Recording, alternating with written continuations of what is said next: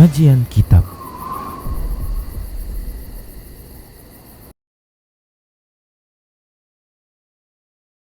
Assalamualaikum warahmatullahi wabarakatuh. Innal hamdalillah nahmaduhu wa nasta'inuhu wa nastaghfiruh wa na'udzu billahi min shururi anfusina wa sayyiati a'malina. May yahdihillahu fahuwal muhtad wa may yudlil falan tajida lahu waliyyan mursyida. Asyhadu an la ilaha illallah wahdahu la syarika lah wa asyhadu anna Muhammadan abduhu wa rasuluhu alladzi la nabiyya ba'dah. Faqala Allah subhanahu wa ta'ala, ya ayyuhalladzina amanu taqullaha haqqa tuqatih wa la tamutunna illa wa antum muslimun. Ya ayyuhalladzina amanu taqullaha wa qulu qawlan sadida yuslih lakum a'malakum wa yaghfir lakum dhunubakum wa may yuti'illaha wa rasulahu faqad faza fawzan 'azima. Ya ayyuhan nasu taqu rabbakumul ladzi khalaqakum min nafsin wahidah wa khalaqa minha zawjaha wa batha minhuma rijalan katsiran wa nisaa'a wattaqullaha alladzi tasaaluna bihi wal arham innallaha kana 'alaikum raqiba. Amma ba'du, inna asdaqal hadithi kitabullah wa khairal hadi hadi Muhammad sallallahu alaihi wasallam wa syarrul umur muhdatsatuha wa kullu muhdatsatin bid'ah wa kullu bid'atin dhalalah wa kullu dhalalatin finnar. Ikhwati wa akhwat rahimani Allah wa iyyakum. Di hadis yang lalu kita telah membahas tentang jarus soleh, tetangga yang baik, di mana Rasulullah sallallahu alaihi wasallam menyatakan min sa'adatil mar'il muslim, di antara perkara yang dapat membahagiakan seorang muslim yang pertama yaitu maskanu al-wasi', tempat tinggal yang luas. Tempat tinggal yang luas.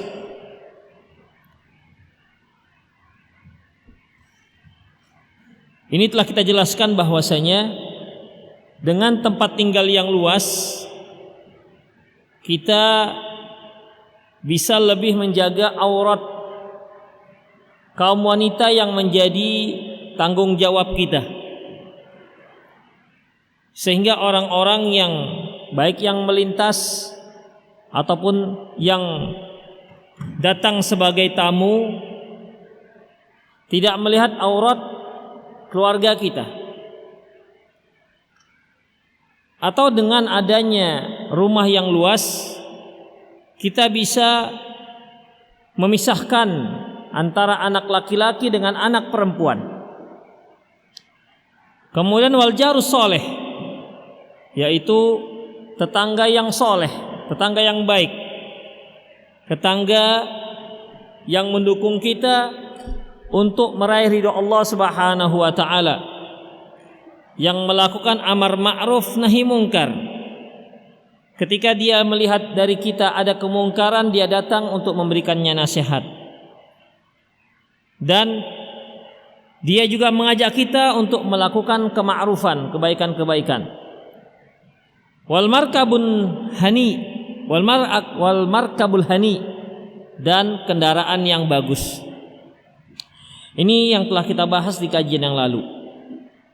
Kemudian selanjutnya ikhwatifiddin rahimani Allah wa iyyakum, babul jaris su, bab tetangga yang buruk. Kita telah bahas bahwasanya salah satu dari tanda keimanan seseorang yaitu dengan memuliakan tetangga. Man kana yu'minu billahi wal yaumil akhir falyukrim jarahu. Barang siapa yang beriman terhadap Allah dan hari akhirat, hendaklah dia memuliakan tetangganya. Tapi terkadang tetangga itu ada yang soleh dan ada yang tidak soleh. Terkadang tetangga itu ada yang soleh dan ada yang tidak soleh. Kewajiban kita sebagai seorang muslim yaitu memuliakan tetangga. Tapi bagaimana kalau seandainya tetangga itu tetangga yang buruk? Tentu hal ini sebagaimana dikatakan Rasulullah sallallahu alaihi wasallam, al-muslim al-mu'min yukhalitun nas wa yasbir ala adahum khairum min muslim la yukhalitun nas wa la yasbir ala adahum. Seorang muslim yang berbaur, seorang muslim yang berbaur dengan masyarakatnya dan dia sabar dengan gangguan masyarakatnya, khairun, lebih baik, min mu'min, daripada seorang mukmin la yukhalitun nas wa la yasbir ala hadahum, tidak mau bergaul dengan orang-orang dan tidak sabar dengan gangguannya. Karena memang sudah menjadi sunnatullah, seorang yang menegakkan kebenaran, yang melaksanakan kebajikan, selalu ada yang mengkritik, selalu ada yang menyindir, selalu ada yang mengganggu. Sebaik apapun kita, sehebat apapun akhlak kita, tetap akan ada yang tidak senang dengan kita. Karena pada dasarnya yang tidak senang kita melakukan kebaikan adalah iblis. Dan iblis inilah yang akan memprovokatori manusia agar mereka tidak senang terhadap orang-orang yang melakukan ketaatan, agar tidak senang dengan orang-orang yang melakukan ataupun menegakkan sunnah Rasulullah sallallahu alaihi wasallam. Oleh karena itu, untuk menghadapi ini semua tidak ada kata lain selain sabar. Tidak ada kata lain selain sabar. Ya. Dengan tidak mengicuhkan gangguan mereka dan kita terus beramal memperlihatkan akhlak baik, itu merupakan salah satu daripada dakwah yang paling kuat di tengah-tengah masyarakat dan termasuk juga di tengah-tengah keluarga kita. Baik, babul jarisu, bab tetangga yang buruk.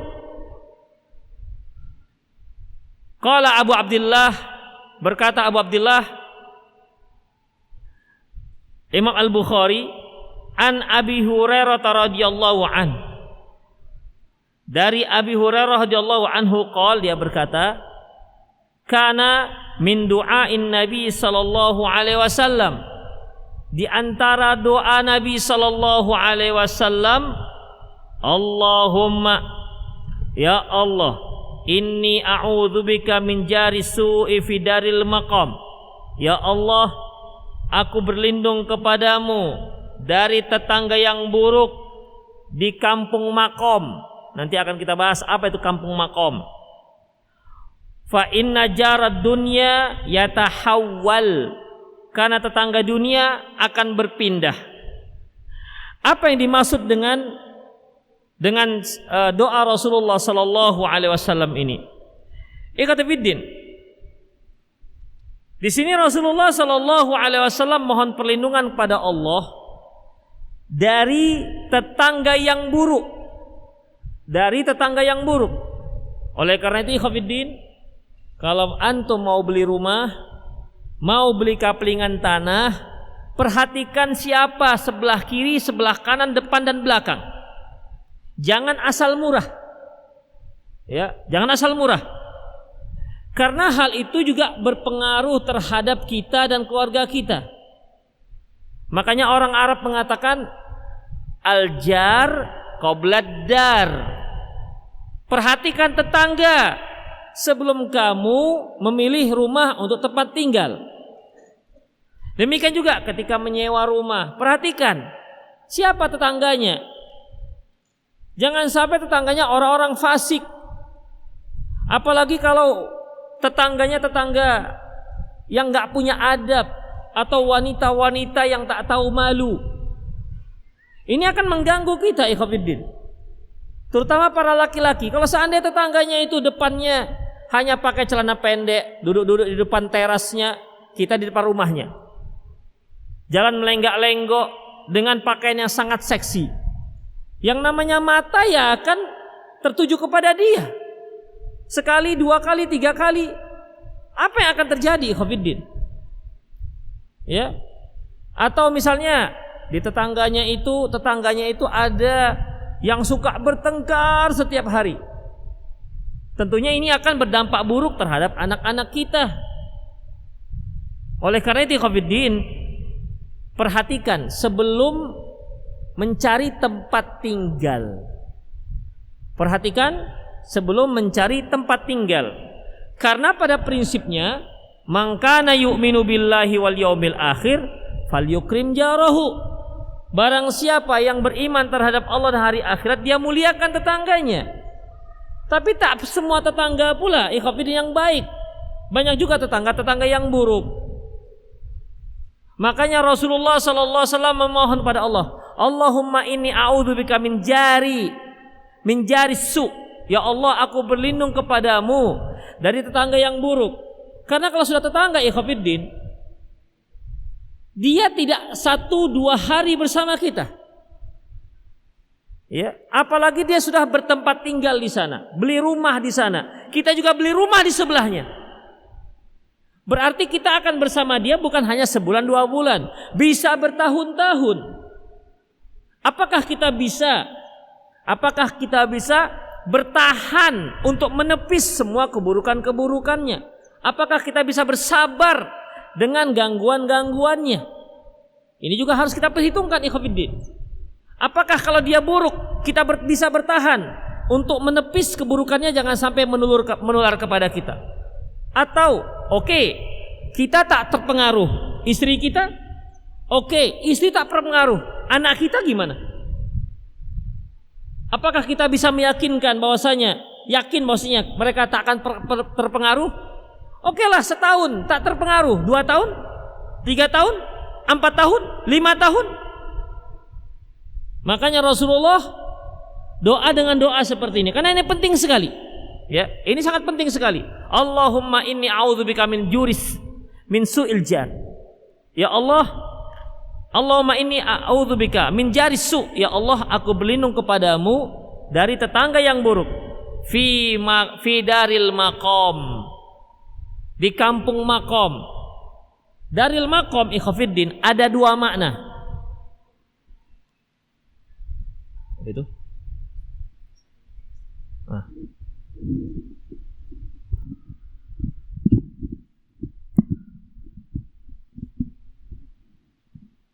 Darul Maqam itu ada 2 makna.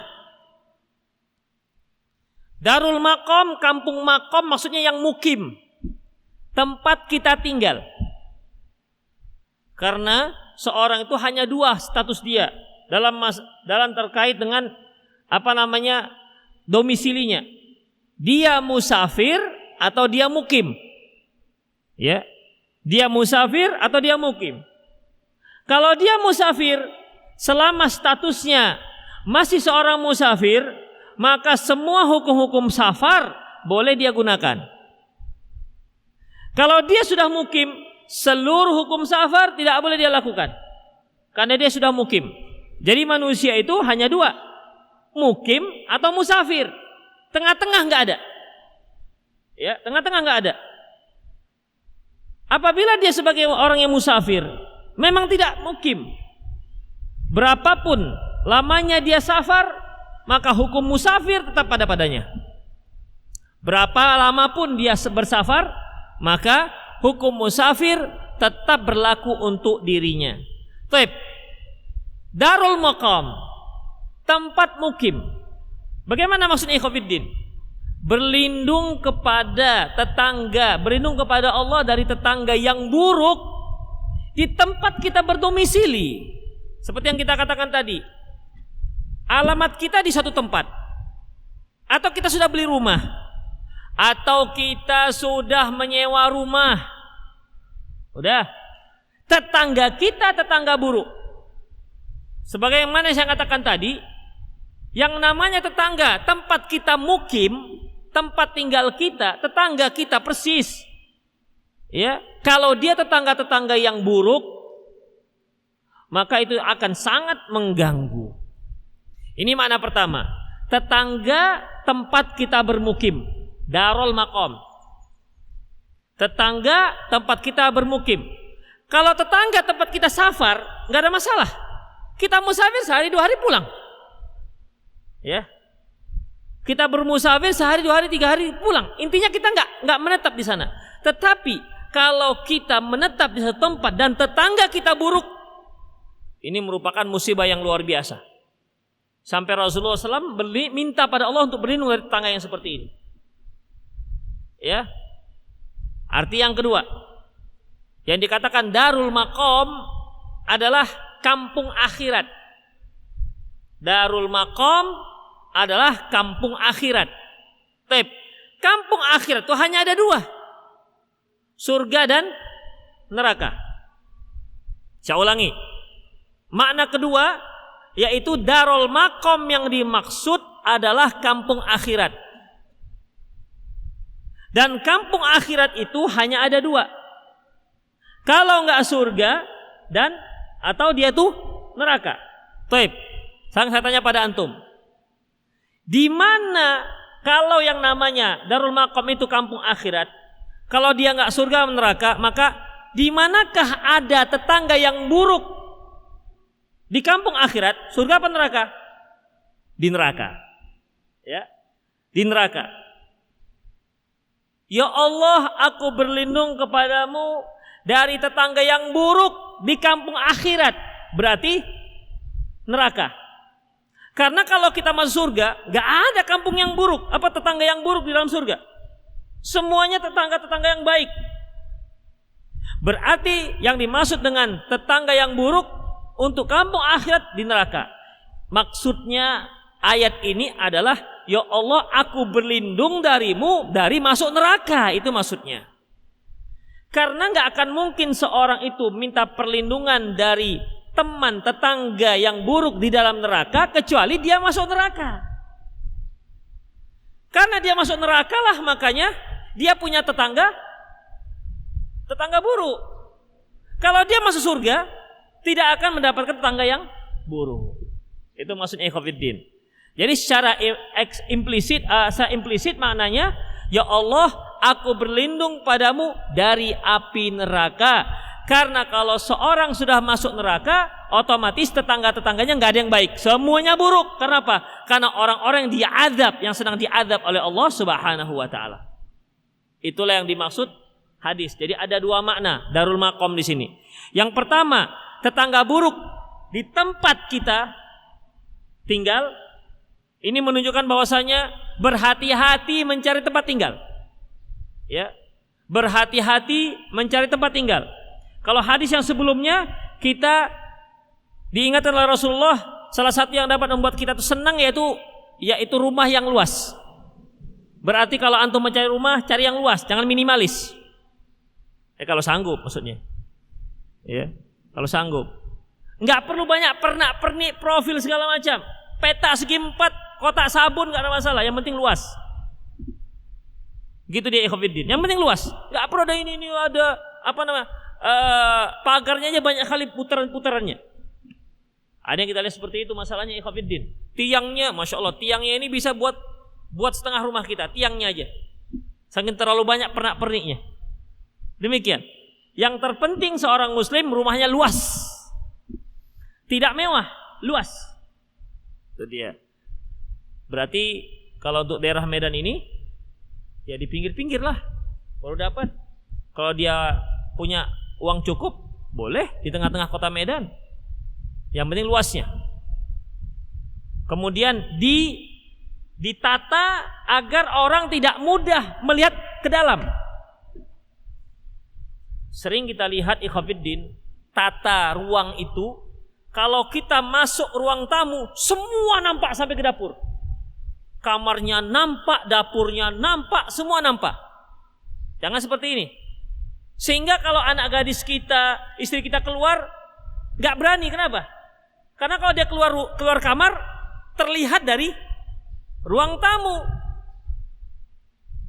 Begitu seringnya. Jadi ruang tamu dikelilingi oleh kamar.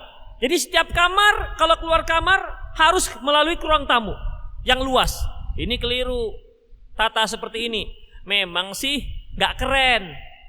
Kita buat rumah bukan keren. Tujuannya untuk menutupi aib, menutupi aurat rumah kita. Innama buyutana aurah. Rumah itu penutup aurat. Sehingga aurat penghuni rumah sangat tertutup, tidak terlihat oleh orang lain. Itu dia ikhwatiddin. Luas jadinya. Baik. Yang kedua, perhatikan siapa tetangga. Ya, perhatikan siapa tetangga. Kalau antum mau pergi pindah kemana, doa dari sekarang. Misalnya pindah kerja, mau kemana nih? Ditugaskan ke Papua Nugini misalnya. Udah, doanya dari sekarang. Makanya kalau sudah ngaji, itu was-was kalau mau dipindahkan kerja. Khawatirnya apa? Ada nggak pengajian di situ? Memang pengajian ikhwatiddin sudah menjadi darah daging kita. Nggak ada pengajian. Kita aja nggak ngaji sekali dua kali bisa rasanya macam udah down nih gitu kan keimanannya. Makanya salah satu cara untuk membuat kita istiqomah ya cari pengajian. Demikian. Perhatikan ada nggak pengajian di sana? Baik, ada. Tetangganya bagaimana? Makanya perhatikan juga tetangga. Itu makna yang pertama, yaitu tetangga yang ada di tempat kita bermukim, darul maqam yang pertama. Darul maqam yang kedua yaitu darul maqam surga atau neraka. Karena Rasulullah minta perlindungan dari tetangga yang buruk di hari akhirat nanti, berarti maksudnya berlindung pada Allah dari api neraka. Kemudian ikhwati fillah rahimanallahu fa inna jarad dunya yatahawwal. Fa inna jarad dunya yatahawwal. Ini kalau kita artikan secara terlet, sesungguhnya tetangga di dunia itu bisa berpindah. Sesungguhnya tetangga di dunia itu bisa berpindah.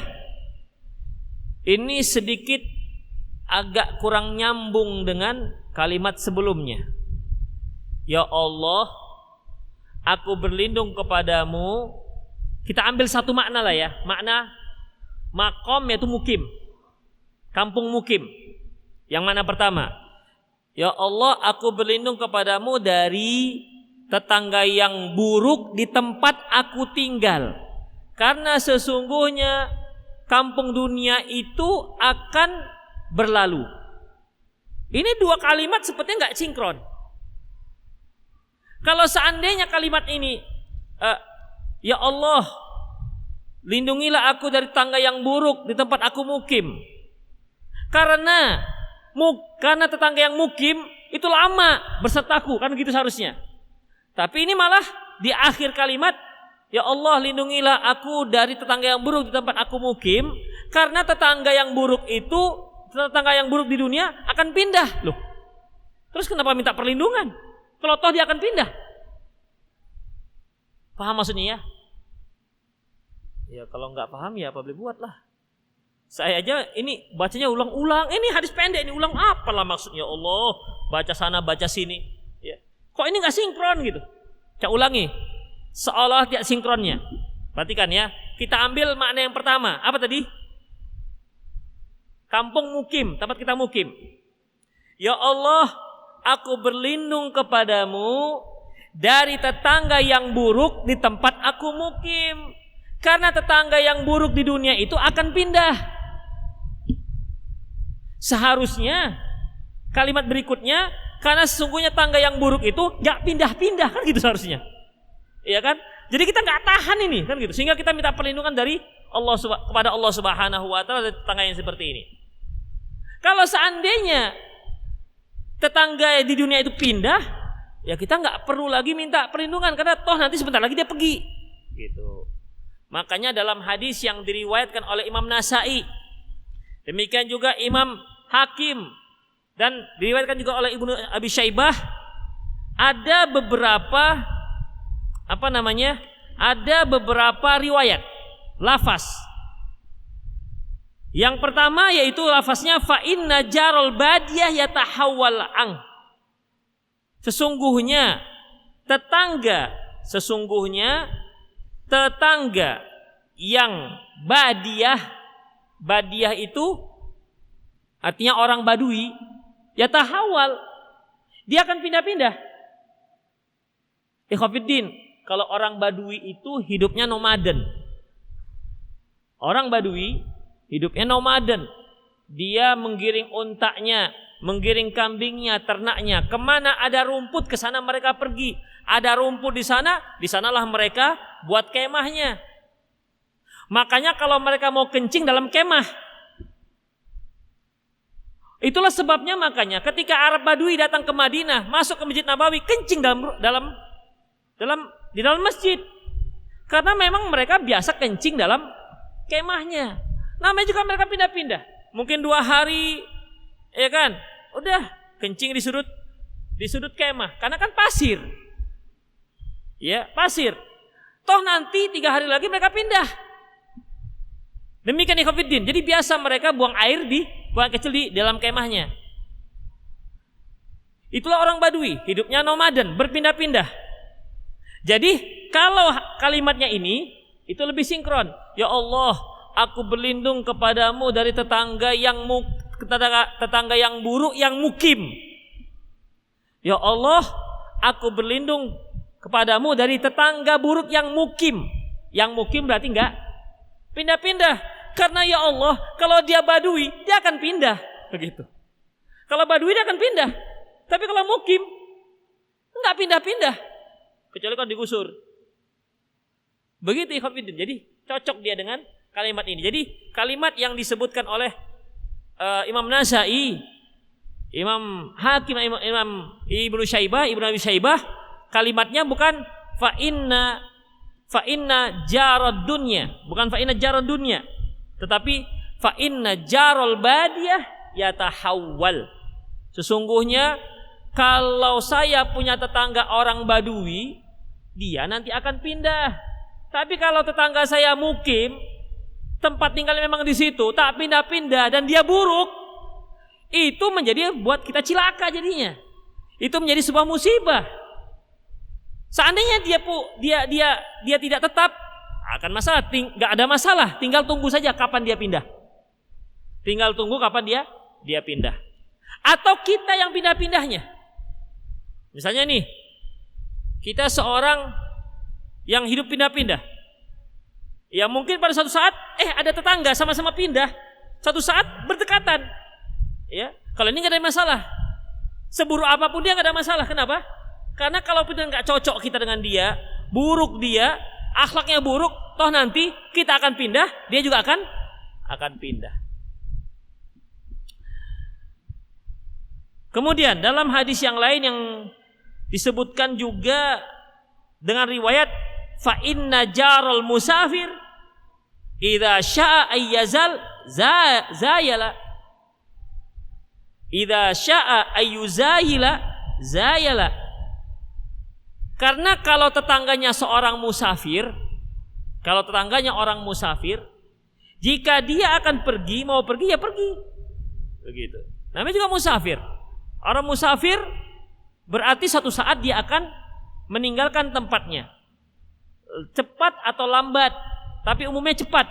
Namanya juga sudah musafir. Itu ya ikhwatiddin. Jadi hendaklah kita banyak bersabar terhadap musafir ini.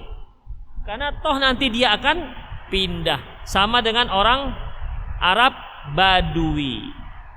Itulah ikhwatiddin rahimani Allah wa iyyakum. Baik. Saya ulangi bacaan hadisnya dari Abi Hurairah radhiyallahu anhu qol, dia berkata, kana min du'ain Nabi sallallahu alaihi wasallam, sesungguhnya di antara doa yang dipanjatkan Nabi sallallahu alaihi wasallam, Allahumma inni a'udzubika min jari su' fi daril maqam. Ya Allah, aku berlindung kepadamu dari tetangga yang buruk di kampung mukim. Karena sungguhnya fa inna jarad dunya yatahawwal, karena sesungguhnya tetangga di dunia itu akan pindah. Tapi yang rojih lafaznya adalah fa inna jarul badiyah yatahawwal. Sungguhnya tetangga yang kalau dia orang Badui ataupun tetangga di lembah, artinya di tempat yang bukan mukim, dia akan pindah. Kalau dia nggak pindah, kita yang pindah. Kemudian ikhwatiddin rahimanallahu wa iyyakum, an Abi Musa al-Asy'ari radhiyallahu anhu, dari Abi Musa al-Asy'ari radhiyallahu anhu, qala Rasulullah sallallahu alaihi wasallam, Rasulullah sallallahu alaihi wasallam bersabda, la taqumus sa'ah hatta yaqtula ar-rajulu jarahu wa akhahu wa abahu. Tidak akan terjadi hari kiamat sampai seseorang itu nanti akan membunuh tetangganya, saudaranya, dan ayahnya.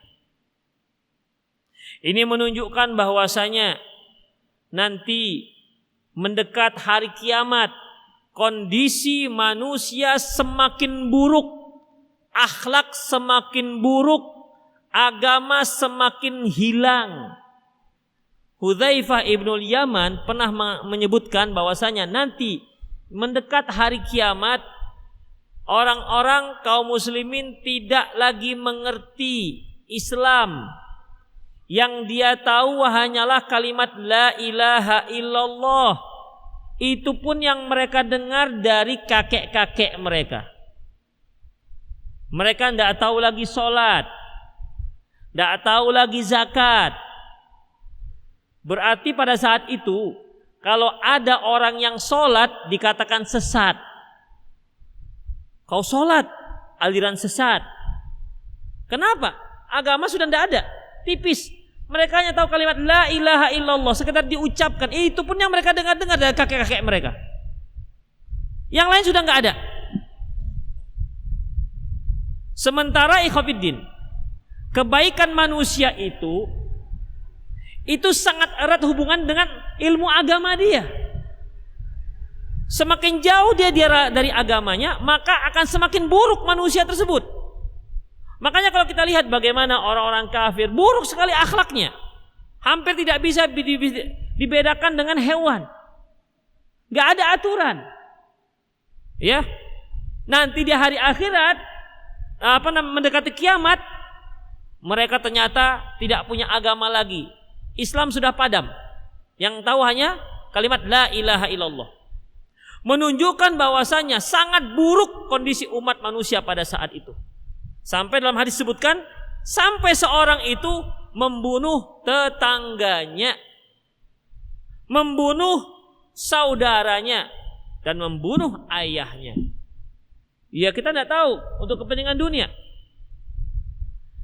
Dalam sebuah hadis yang diriwayatkan oleh Imam Muslim dari Anas bin Malik radhiyallahu anhu, anna Rasulullah sallallahu alaihi wasallam yaqul, bahwasanya Rasulullah sallallahu alaihi wasallam pernah bersabda, la taqumus sa'ah hatta la yuqalu fil ardi Allah Allah.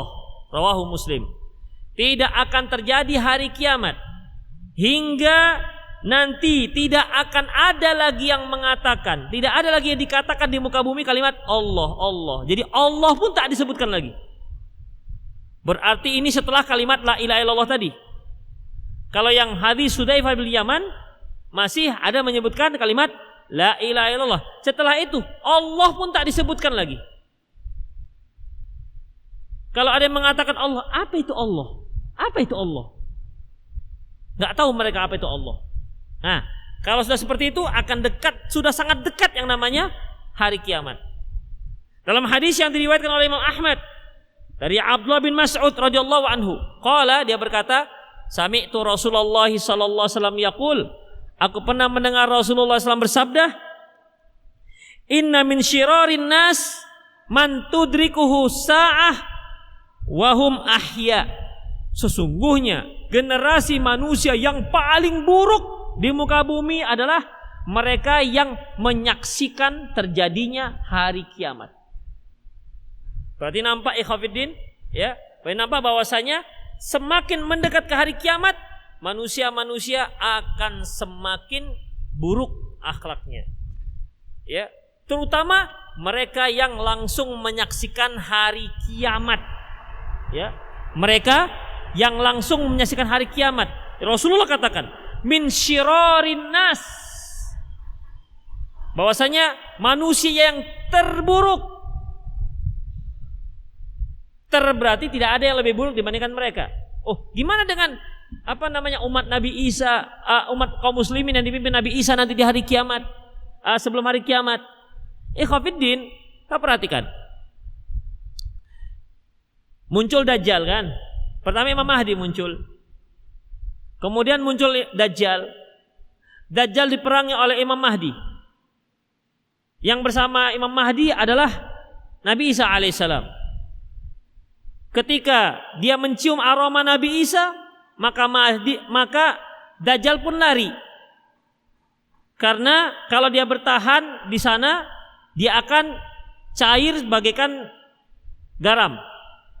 Maka Nabi Isa mengajar Dajjal hingga ke pintu Lut, daerah Palestina. Namanya pintu Lut.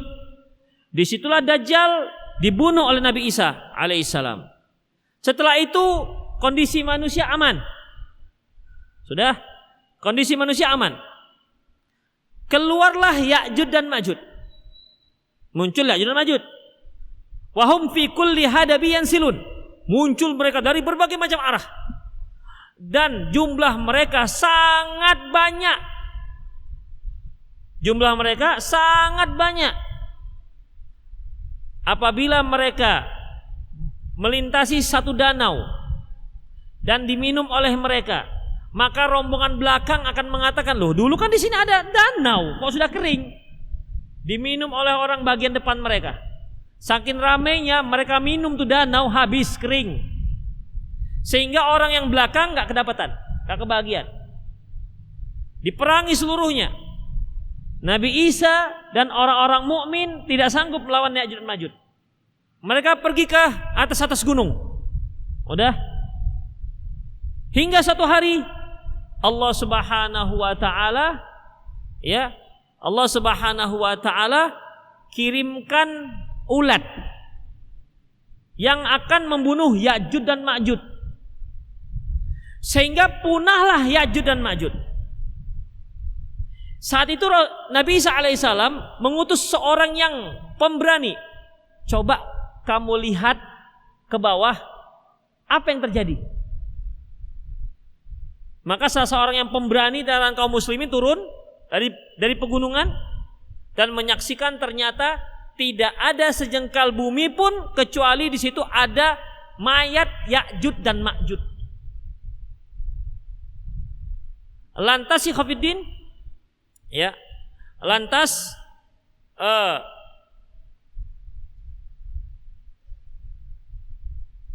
Ya'juj dan Ma'juj, Allah Subhanahu wa taala mengirimkan burung yang lehernya seperti leher unta. Burung inilah yang ngambil jenazah Ya'juj dan Ma'juj dan dibuang entah kemana. Sudah? Dikumpulkanlah pedang-pedang dan perisai-perisai Ya'juj dan Ma'juj dan dibakar. Pembakarannya, apinya padam selama 3 tahun.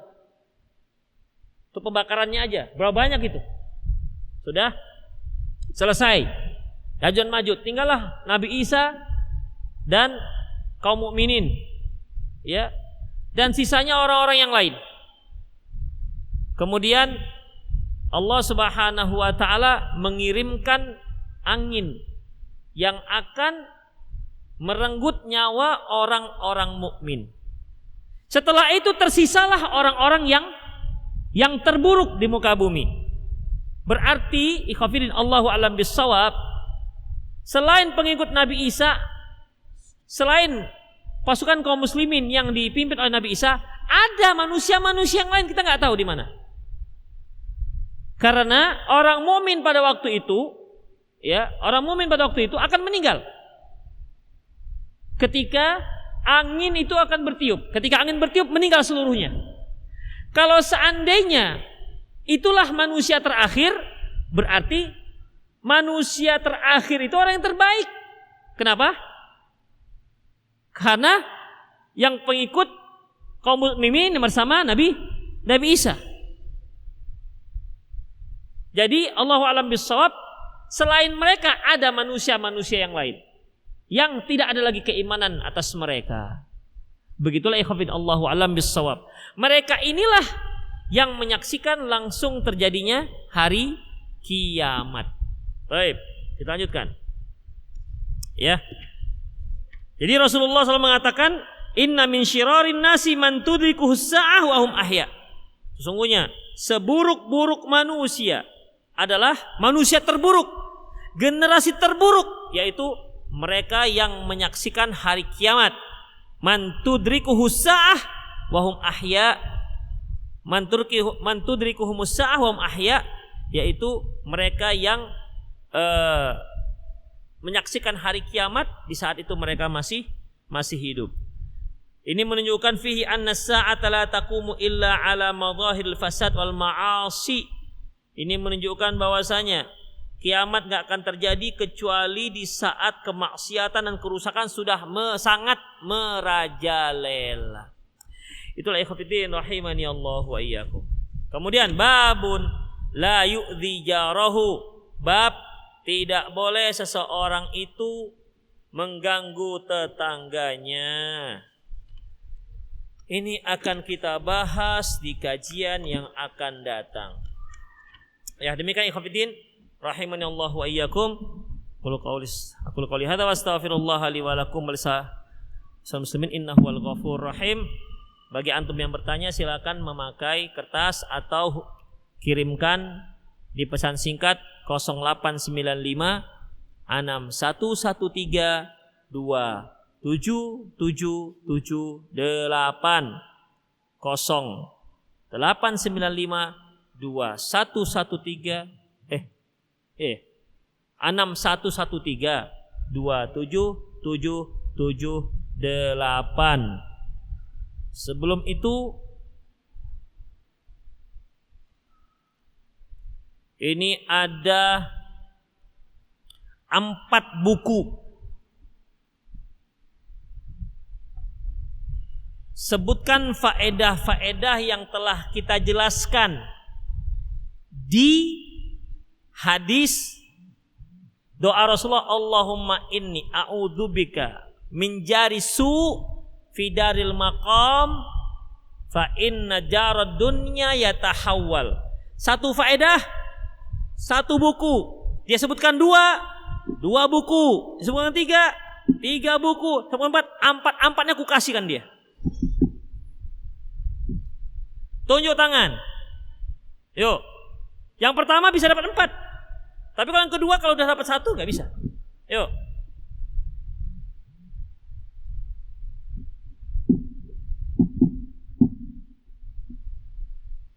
Ya, diri. Sebutkan nama, alamat. Udah nikah atau belum? Udah nikah belum? Alhamdulillah. Mau nikah nggak? Dalam waktu dekat atau lama lagi? Ayo mak, lama lagi bang. Iya, terus sebutkan. Ya, 1.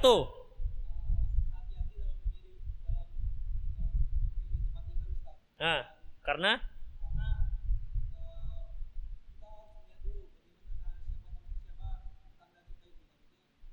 ya, 1.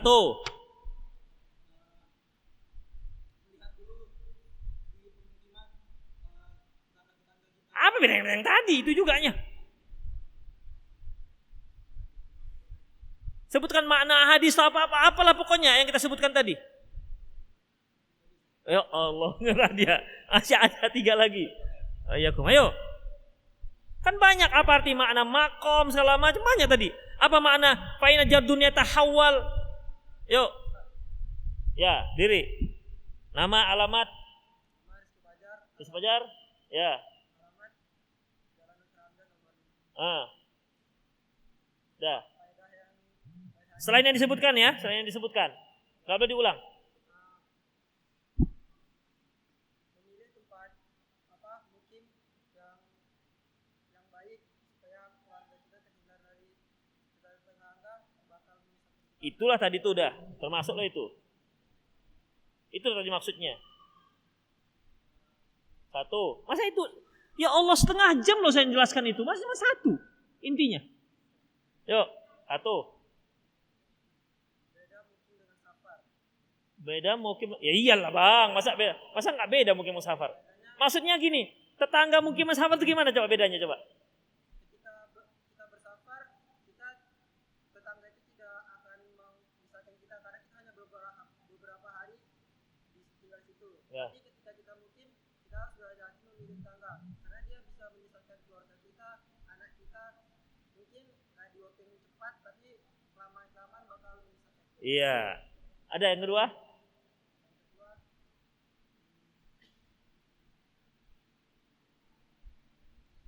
Habis waktu. Yuk, masih ada dua lagi nih yang paling gede-gede nih. Yuk. Ya. Salam. Jangan disebutkan lagi yang sudah disebutkan ya.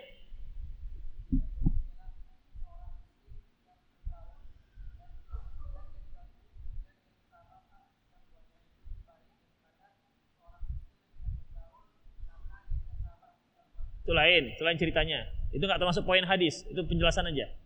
Yuk.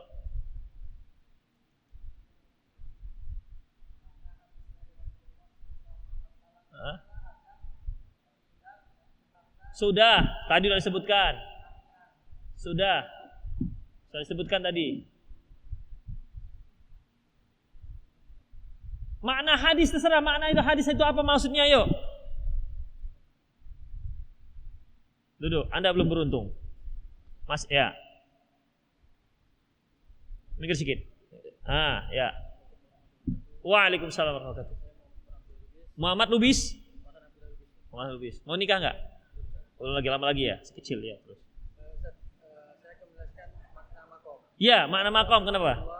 Kan ada makna makom itu apa? Ya Allah, antum ini. Seharusnya ludes ini semua. Ya. Makom tempat tinggal.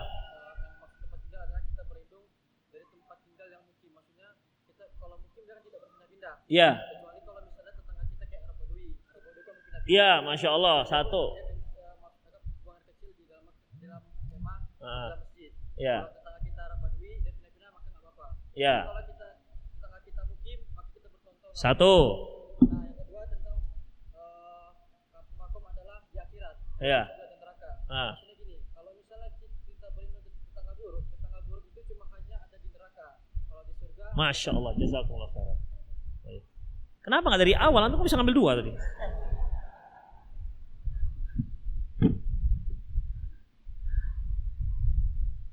Baik, ada yang sudah mengirimkan pertanyaan?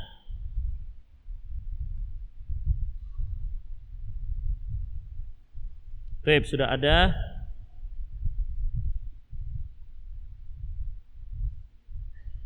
Wih, masya Allah, udah banyak. Assalamualaikum Ustaz, Ana mau tanya, setelah menikah Ana tahu suami saya suka tidurnya ngorok dan keluar air iler. Ana merasa jijik Ustaz, bagaimana? Kalau ilernya jijik,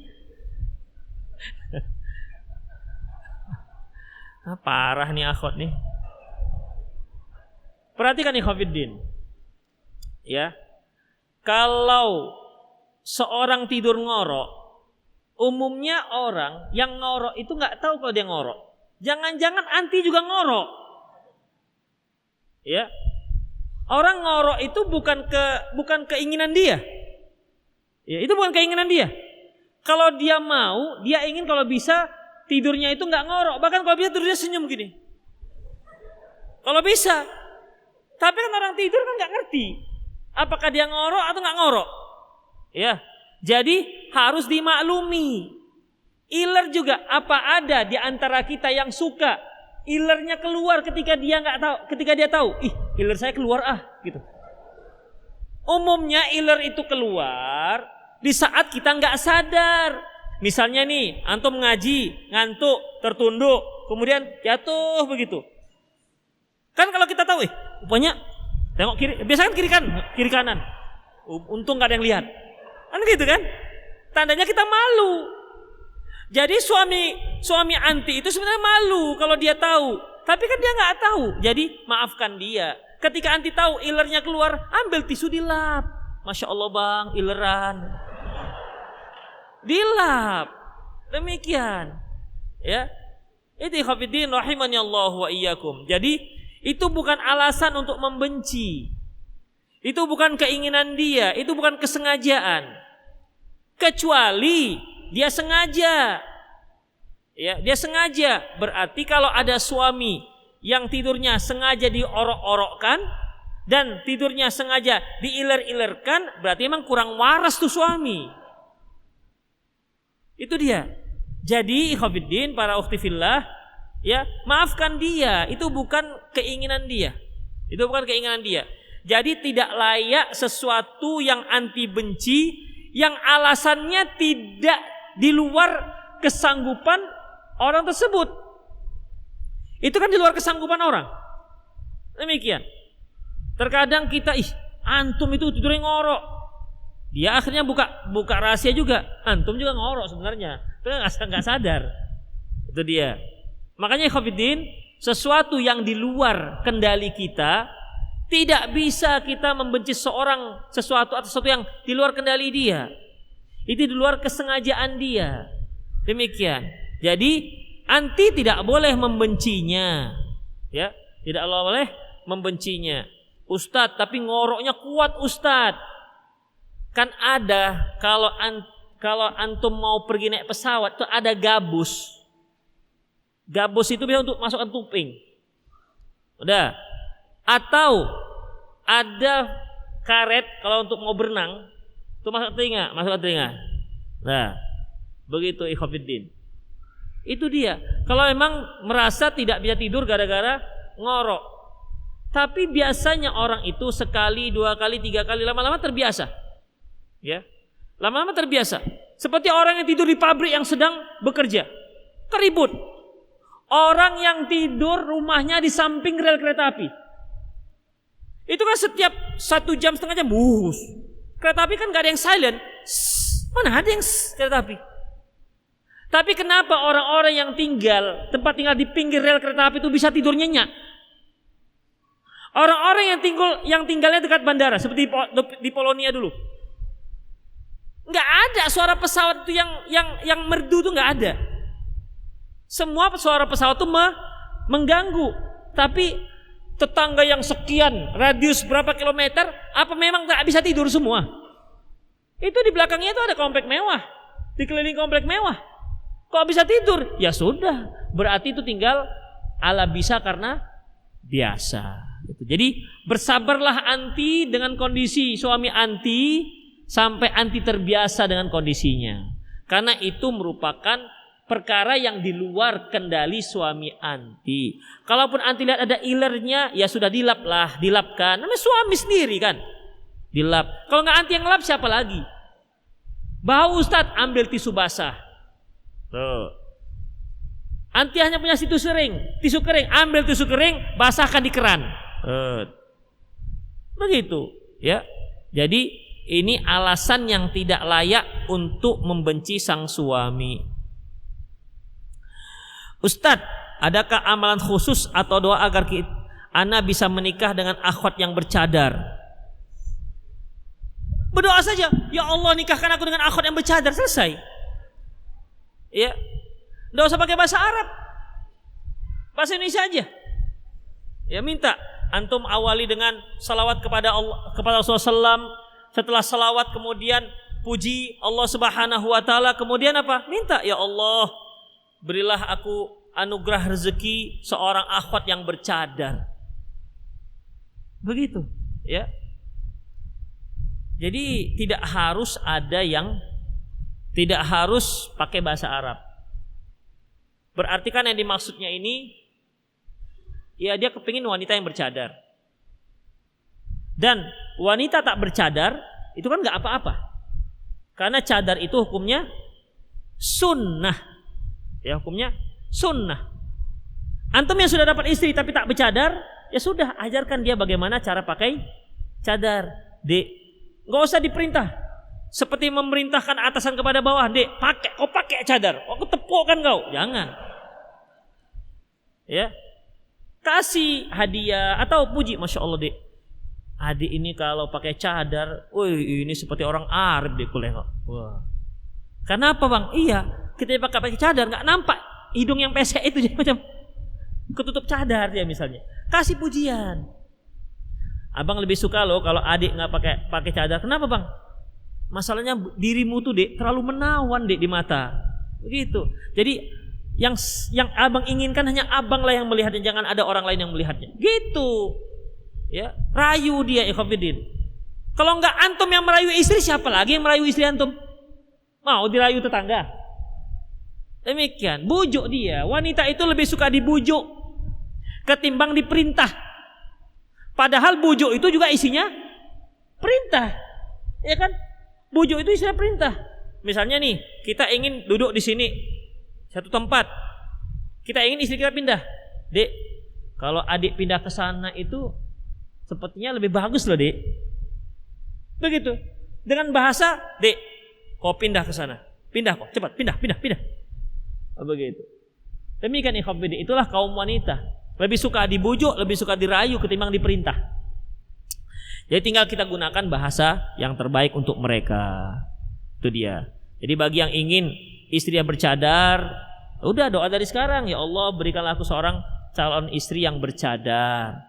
Kalau istrinya sudah ada istrinya tapi belum pakai cadar, ya dibujuklah dia agar pakai cadar. Kalau dia belum mampu, maka ya bersabarlah sampai dia mampu, karena itu adalah hukumnya sunnah bukan wajib. Ustadz, apabila ada seorang anak yang diasuh orang lain yang bukan orang tuanya sejak kecil dan tidak diketahui asal usulnya dan agamanya orang tuanya, apakah dia harus bersyahadat lagi? Orang lain yang bukan orang tuanya sejak kecil, tidak diketahui asal usulnya. Tapi orang tua yang mengasuhnya ini orang muslim apa orang kafir? Kalau dia ternyata yang diasuh oleh orang muslim, sementara dia nggak tahu dari mana anak ini asal usulnya, tiba-tiba sudah dia dapati depan pintu rumahnya, ya sudah, dia dianggap muslim. Nggak usah disuruh syahadat karena nggak bisa. Nah, syahadat mana bisa? 3 tahun atau masih 2 bulan, itu dianggap sudah muslim. Ya, dianggap sudah muslim. Nggak perlu disyahadatkan lagi.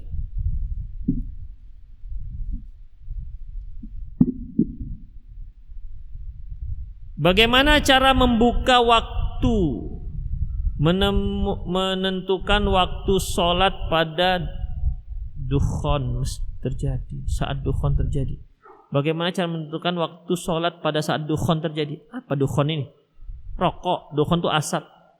Gak ngerti saya maksudnya apa dukhon. Ustadz, bagaimana hukumnya hand body atau kosmetik yang lain yang mengandung alkohol? Ikhwafiddin, alkohol itu tidak najis.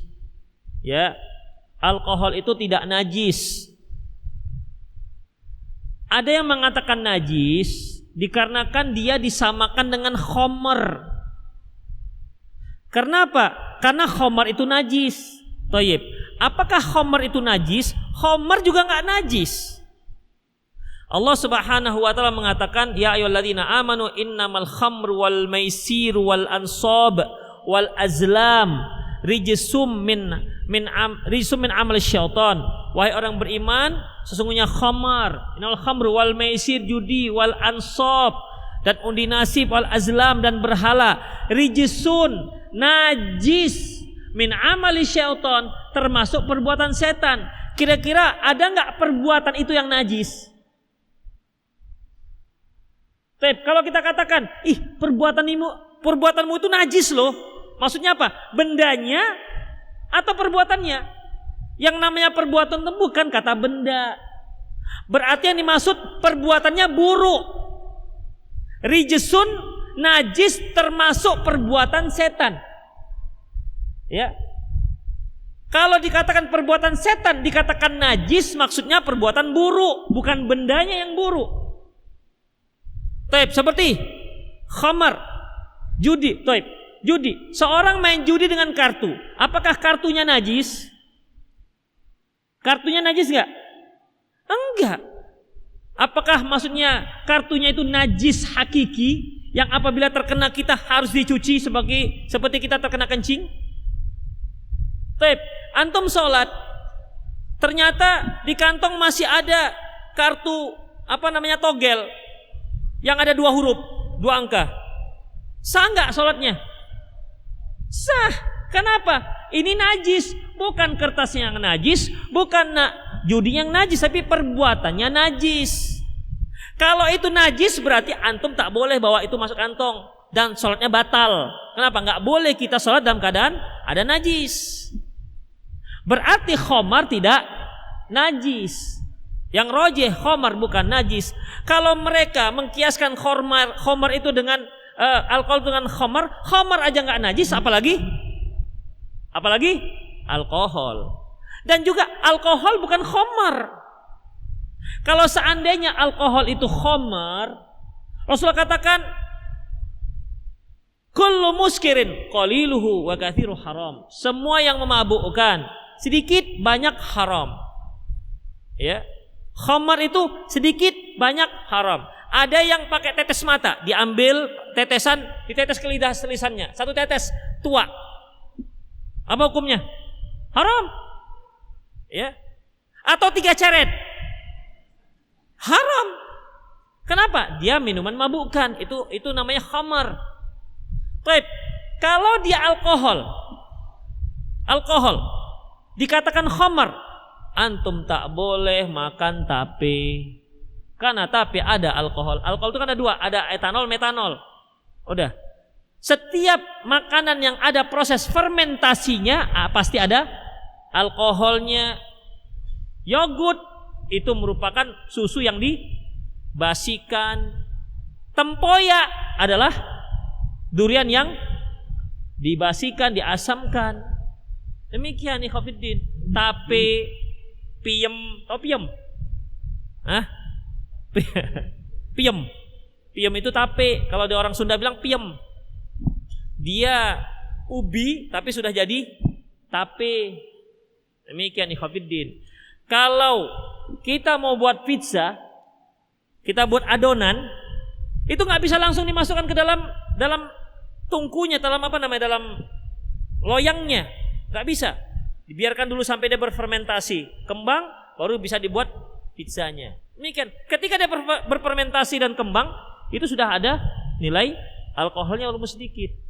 Demikian ikhwatiddin. Jadi alkohol itu lebih pas kalau dia itu diklasifikasikan seperti racun. Racun. Apa hukum makan racun? Haram apa halal? Tergantung antum mau meracun apa. Kalau antum minum racun, maksudnya mau meracun cacing, maka minumlah obat cacing. Yang diracun hanya cacingnya. Halal, yang mati hanya cacing. Tapi kalau antum maksudnya mau meracun cacing, yang antum makan adalah racun tikus, induknya pun mati, jadi haram. Nggak boleh. Makanya kalau ada orang batuk, itu dikasih antibiotik. Antibiotik apa artinya? Anti kehidupan. Anti kehidupan apa artinya? Racun. Seperti ada obat emoksilin. Ya, emoksilin itu antibiotik. Tapi ada kadarnya. Ya, ada kadarnya. Jadi racun itu ya tergantung dia kadarnya bagaimana. Demikian. Allahu a'lam bishawab. Oleh karena itu kalau ada alkohol di kosmetik, di minyak wangi, ya, di mana lagi? Pokoknya yang mengandung alkohol tak apa-apa. Apalagi ini tidak dimakan. Ya. Kalaupun yang dikatakan alkohol itu haram-haramnya kalau dimakan. Kalaupun yang mengatakan alkohol itu khamr, ya. Jadi tidak apa-apa. Ustadz, Taib, bagi para akhwat yang sudah ingin pulang dipersilahkan. 6 kurang 10. Para akhwat sudah boleh untuk meninggalkan tempat. Sementara kami para ikhwan melanjutkan sampai jam 6. Supaya tidak terjadi nazar di jalan. Itu dia. Ya, silakan para akhwat kecuali yang punya suami, nunggu suami silakan. Yang masih jomblo, ada kepentingan sudah dibolehkan untuk meninggalkan tempat, silakan. Mulai dari sekarang. Pelan-pelan aja, nggak usah lari-lari. Baik, kita lanjutkan. Iya, pulang cepat. Sudah boleh pulang. Silakan. Ya. Mana tahu yang mau pulang silakan, sudah boleh pulang. Baik. Assalamualaikum Ustaz. Gimana kalau tanaman yang kita tanam, bunga, diminta orang India untuk ibadahnya? Jatuhkah kita dalam hukum mendukung ibadahnya? Baik, Bikhafidin. Apa hukum jual beli pisau? Halal, gak ada masalah. Tapi kalau ada orang, bang, mana pisau yang paling tajam? Kalau bisa ujungnya agak ke belakang sedikit. Ngapain bang? Mau kutikam tuh bapak itu, keriak kali dia. Kubunuh nanti malam dia. Betul nih bang. Maka antum gak boleh jual pisau ke dia. Bukan haram jual pisau, tapi karena antum tahu bisa dipastikan ini pisau akan digunakan untuk kemaksiatan, maka gak boleh. Ini juga contoh lain, misalnya hukum jual daleman kaum wanita seperti bra, kemudian daleman segitiganya, apa hukumnya? Gak ada masalah. Tetapi kalau antum menjualnya di pinggir pantai Kuta, di sana orang beli yang seragam supaya apa? Itu yang mereka pakai di pinggir pantai. Tapi kalau emak-emak kita kan nggak pakainya keluar, nggak di luar dia pakai, dia dipakai di dalam, nggak ada masalah. Ikhwatiddin. Jadi sesuatu yang halal jual, apabila kita tahu persis ini digunakan untuk yang haram, maka nggak dibolehkan. Ya. Apa hukum makan durian? Jual durian? Halal. Tapi kalau dia katakan, bang, mana durian yang paling runcing bang durinya itu? Mau ku lemparkan kepala sebulan misalnya. Nah, itu nggak bisa. Jual durian ke dia haram. Ustadz, benar nggak Ustadz, kalau surga seluas langit dan bumi, lalu neraka di mana? Nantilah kita saksikan sendiri.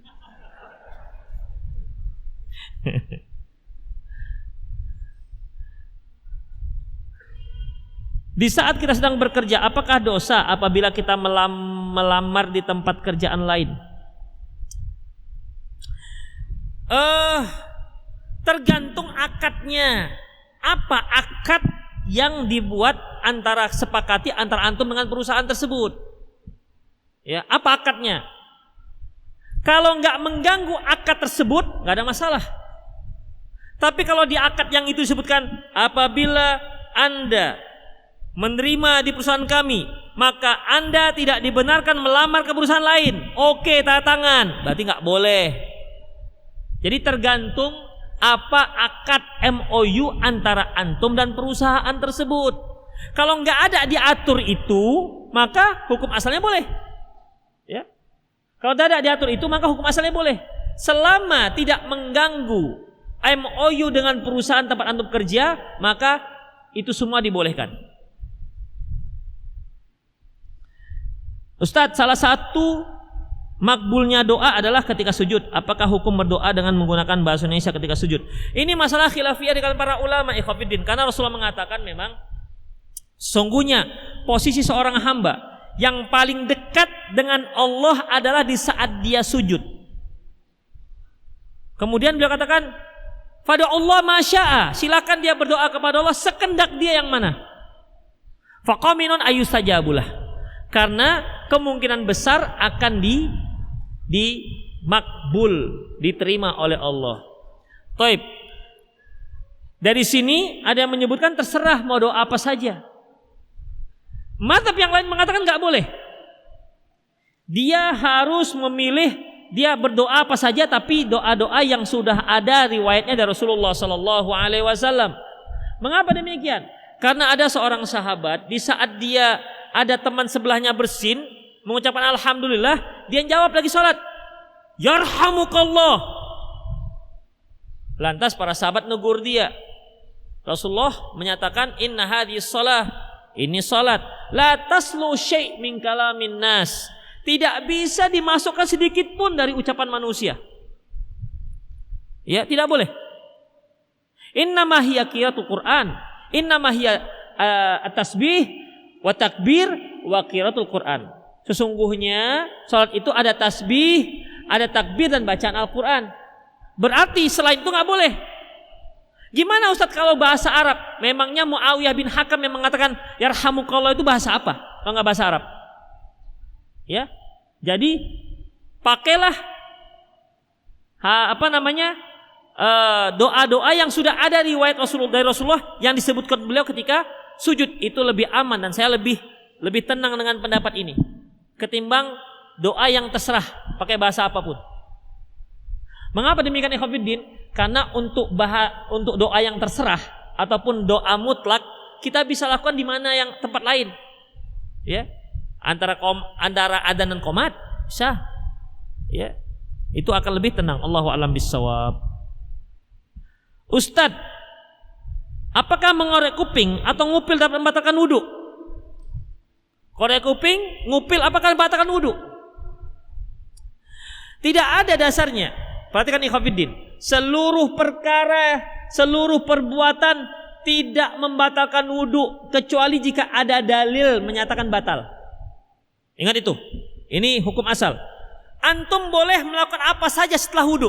Mau lari, mau push up, mau sit up, kayang setengah jam, mau salto 3 kali, mau lompat dari atas kubah ke bawah. Tidak membatalkan wudu. Mau korek kuping, ini kuping ya. Ya, ini korek kuping, korek hidung terbalik. Mau korek kuping, korek hidung, mau korek mulut, ya. Tidak membatalkan. Kecuali kalau ada dalil. Kalau ada dalil maka membatalkan. Itu dia. Makanya kalau ada yang mengatakan, "Bang, kalau garuk-garuk batal enggak wudu?" Dalilnya mana? Kalau enggak ada dalil, maka dia kembali ke hukum asal. Enggak bisa dikatakan, mana dalil yang mengatakan bahwasanya garuk-garuk tidak membatalkan wudu. Aduh, bahaya kok seperti ini. Nanti mana dalilnya yang mengatakan bahwasanya kalau makan membatalkan wudu? Enggak membatalkan wudu. Mana dalil mengatakan bahwasanya kalau tertawa setelah wudu tidak membatalkan wudu? Aduh, banyak sekali. Nanti kalau mesem-mesem, mana dalilnya bahwasanya enggak membatalkan wudu? Aduh, berapa hadis yang kita butuhkan? Iya kan? Mana dalilnya kalau duduk enggak membatalkan wudu? Mana dalilnya kalau jalan enggak membatalkan wudu? Waduh. Makanya yang diminta itu mana dalilnya membatalkan wudu. Paham ya ikhwatiddin? Hukum asalnya segala perbuatan kita itu enggak membatalkan wudu. Kalau ada yang mengatakan batal, harus mendatangkan dalil. Termasuk korek kuping dan korek hidung, tidak termasuk yang membatalkan wudu. Ustadz, bagaimana hukum bercampur baur dengan lawan jenis ketika di kantor? Ikhwatiddin rahimallahu wa iyyakum. Allahu a'lam bissawab. Selama tidak menimbulkan fitnah, ya, tak mengapa. Tidak mengapa. Selama tidak melanggar syariat yang lain. Seperti menundukkan pandangan lah, tidak menimbulkan fitnah lah, tidak yang kaum wanitanya tidak tidak mengucapkan mendayu-dayu lah. Demikian.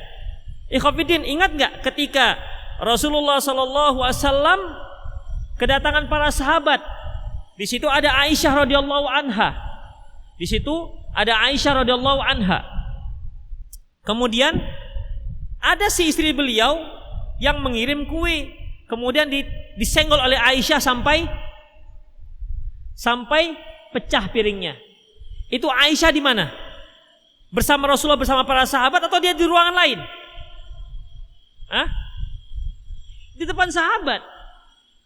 Dah. Rasulullah juga pernah ditanya oleh sahabat. Apa kata beliau? Coba kalian tanya dengan dia. Maksudnya Ummu Salamah. Berarti Ummu Salamah di mana tempatnya? Bersama sahabat yang lain. Demikian. Juga pernah disebutkan dalam kitab ada Abu Jifaf, di mana sahabat-sahabat ada seorang yang sedang berwalimah, sahabat datang sementara mempelai perempuannya yang menghidangkan makanan. Kira-kira menghidangkan makanan itu di ruang lain atau di situ menghidangkannya? Demikian ikhwatiddin. Jadi Allahu a'lam bissawab, ya, Allahu a'lam bissawab, bahwasanya ya kalau mau dipisah itu lebih baik. Ya. Mau dipisah itu akan lebih baik. Karena lebih menghindarkan fitnah. Ya, menghindari fitnah. Demikianlah ikhwatiddin, sudah jam 6. Aku qouli hadza wa astaghfirullah li wa lakum wa lisal muslimin innahu wal ghafurur rahim. Subhanakallahumma wa bihamdik asyhadu an la ilaha illa anta astaghfiruka wa atubu ilaik. Wa sallallahu ala nabiyyina Muhammad wa ala alihi wa ashabihi ajma'in. Wa akhiru da'wana alhamdulillahi rabbil alamin. Assalamualaikum warahmatullahi wabarakatuh.